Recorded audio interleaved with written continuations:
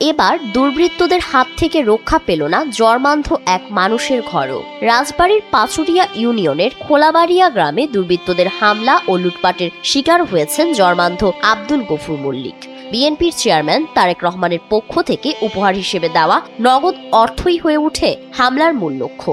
শুক্রবার সন্ধ্যায় গফুর মল্লিকের বাড়িতে হামলা চালিয়ে সেই অর্থ লুট করে নিয়ে যায় দুর্বৃত্তরা। জর্মান্ধ আব্দুল গফুর মল্লিক জীবনের অধিকাংশ সময় বাস ও ট্রেনে ফেরি করে নারকেলের নাড়ু, টেস্টি হজমি ও বাদাম বিক্রি করে জীবিকা নির্বাহ করেছেন। চরম দারিদ্র্যের মধ্যেও তিনি কখনো ভিক্ষার পথ বেছে নেননি। গফুর মল্লিক জানান, তার ভাতিজা হানিফ মল্লিকের সঙ্গে স্থানীয় নান্নু শেখ নামের এক ব্যক্তির টাকা পয়সা সংক্রান্ত বিরোধ চলছিল। সেই বিরোধের জের ধরেই 30শে জানুয়ারি সন্ধ্যায় নান্নু শেখ তার সহযোগীদের নিয়ে প্রথমে হানিফ মল্লিকের বাড়িতে হামলা চালায়।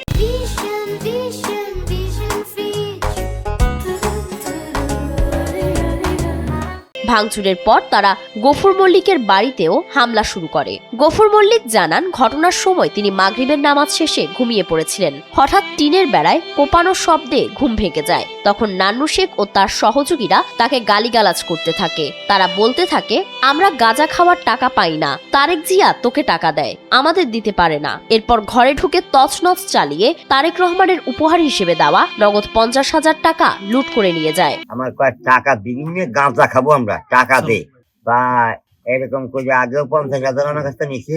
তারপরে আবার কালকে ওই বিছনার তলে কিছু টাকা খুঁজি হিটেনে, মানে আমার খেলা আসলে দিয়ে দেখেন যে ঘর হলো এটা আমি আর কব কি আপনার তো দেখতেইছেন।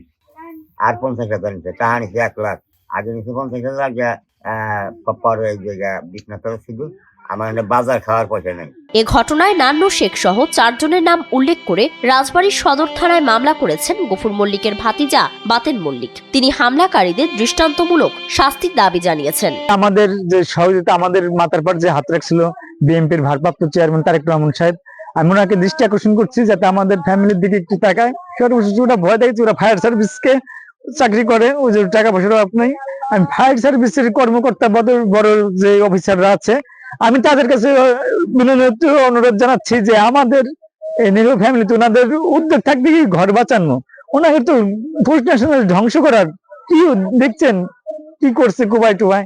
2023 সালের 21শে মার্চ সংসার চলে না তবুও ভিক্ষা করেন না শিরোনামে সময় সংবাদের ডিজিটাল প্ল্যাটফর্মে গফুর মল্লিকের কষ্টের জীবন নিয়ে একটি প্রতিবেদন প্রকাশিত হয়। পরে সেই গল্প সামাজিক যোগাযোগ মাধ্যমে ভাইরাল হয়। কন্টেন্ট ক্রিয়েটর মুন্সি এনায়েত তার জীবন কাহিনী নিয়ে একটি ভিডিও তৈরি করেন, যা প্রায় 4 কোটি ভিউ অর্জন করে। এরপর দেশের বিভিন্ন প্রান্ত থেকে আর্থিক সহায়তা পেতে থাকেন গফুর মল্লিক এবং বাদাম বিক্রির পেশা থেকে অবসর নেন।